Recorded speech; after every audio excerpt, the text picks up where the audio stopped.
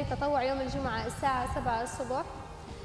تم تعاملي مع أكثر من 70 إصابة. قوة والجراءة اللي جواتي، بعدين حب انتمائي للوطن كشابة. من حقي إني أدافع عن وطني وإني أنقذ أرواح هي بتروح برضه فدا. حقي إني أدافع عن وطني، أدافع عن أرواح وإني أنقذ أرواح هي بتروح برضه فدا.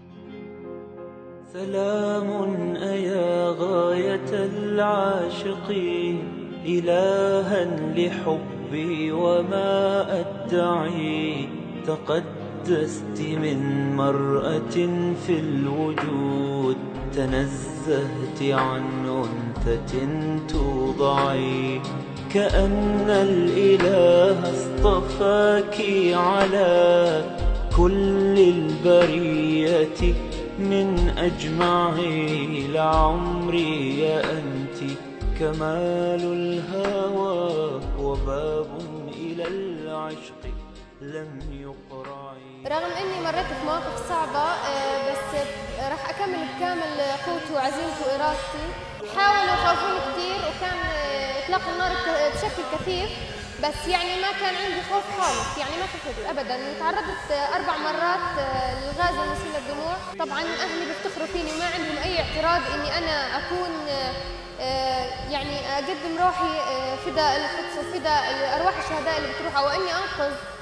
ما عندهم اي مشكله او اعتراض، مع اني حاولت كثير وتعرضت للضغط من هنا انه ما تكملي مسيرتك، انت الكل عليك واكيد الا يصير فيكي شيء، روحي اقعدي في البيت احسن لك، بدك تركي مفاجاه اهلك. ما ردت على، ما اثر فيني كلام اي حد لما حكالي، لانه انا في جواتي عزيمه واصرار وقوه اني اكمل مشواري اللي انا بديته من البدايه. لانه انا في جواتي قوه اني اكمل مشواري اللي انا بديته من البدايه.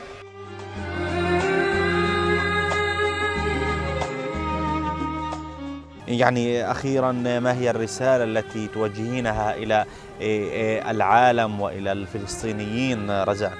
رسالتي هي إنه الإنقاذ مو بس للشباب، وبرضه للبنات. كشابة فلسطينية بسن صغير إني قدرت أنا أنقذ، وأنا عندي القوة والجراءة والعزيمة والإصرار إني أنقذ جيش بأكمله.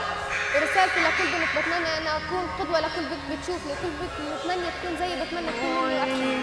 حتى بكت أدمعي في الجفون حزنا علي ولم توقعي. وهبني صبرت على حبها بقلب تفرى ولم يجزعي. فكيف السبيل على بعدنا إذا ما التقينا ولم